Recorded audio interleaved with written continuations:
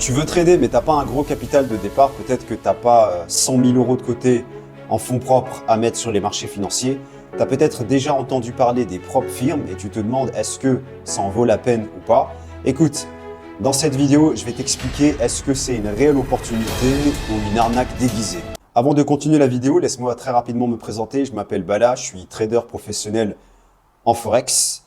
Je trade sur plusieurs classes d'actifs, les actions, les obligations, les ETF, l'or et bien évidemment les devises. Sur un de mes portefeuilles, j'ai plus de 100K investis pour plus de 34 profits. Je vous mettrai une illustration pour que vous voyez que c'est du concret. Donc l'objectif de cette vidéo, c'est de parler des prop firms.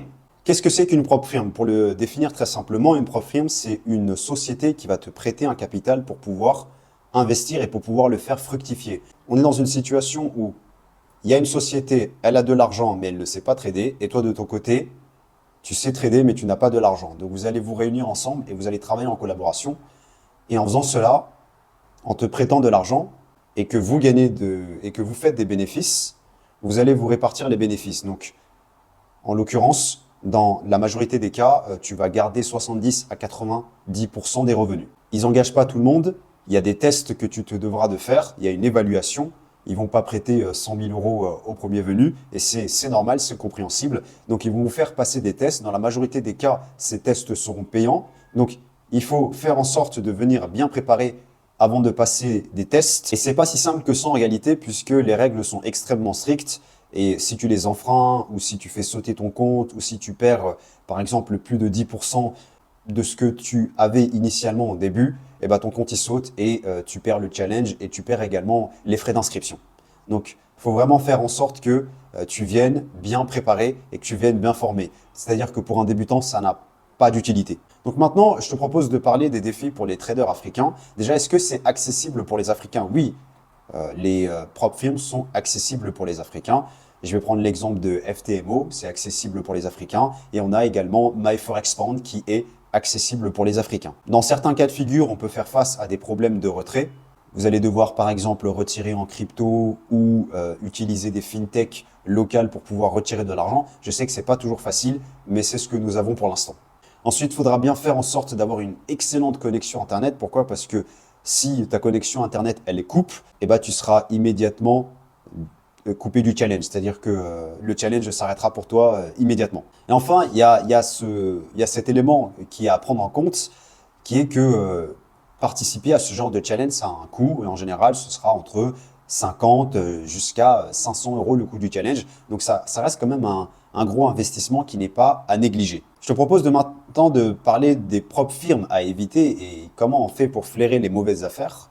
Et donc, si tu es dans une situation où la prop firm n'a pas d'historique de paiement vérifié, c'est quelque chose qu'il vaut mieux éviter. Ensuite, si on est dans un cas de figure où la prop firm, elle accepte tout le monde et qu'elle fait aucune vérification, là aussi, ça devrait t'alerter. Et enfin, les prop firms qui sont non réglementées sont à éviter. Toujours vérifier les avis en ligne. Tu peux par exemple te rendre sur Trustpilot pour vérifier les avis en ligne. Trader via une prop firm et trader via ses fonds propres.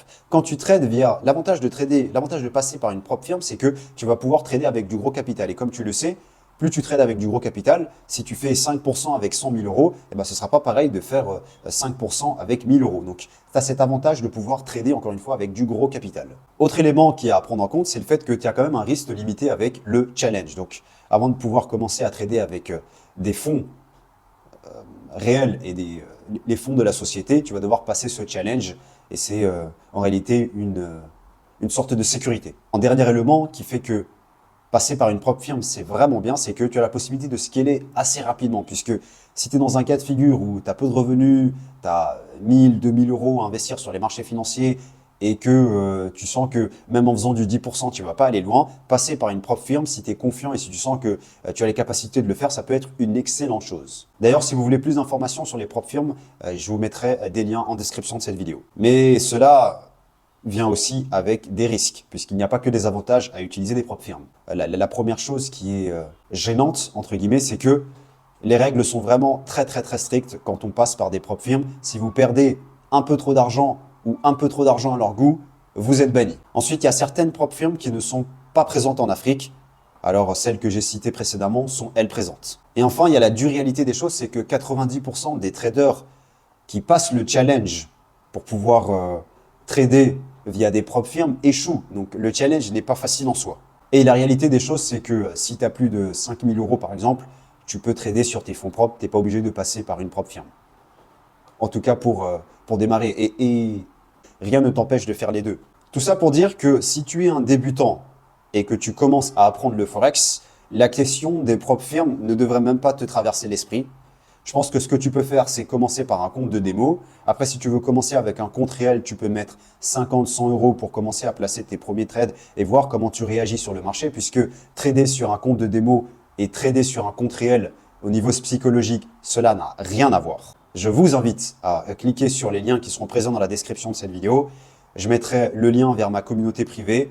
Donc, c'est un groupe de traders africains que j'essaye de réunir sur une plateforme. Donc, n'hésitez pas à nous rejoindre si ce n'est pas déjà fait. Pour pouvoir continuer ton apprentissage, je t'invite à regarder la vidéo qui devrait apparaître juste là. Donc, clique sur la vidéo et continue ton apprentissage. Et on se retrouve dans la prochaine vidéo. C'était Bala. À très bientôt. Bye.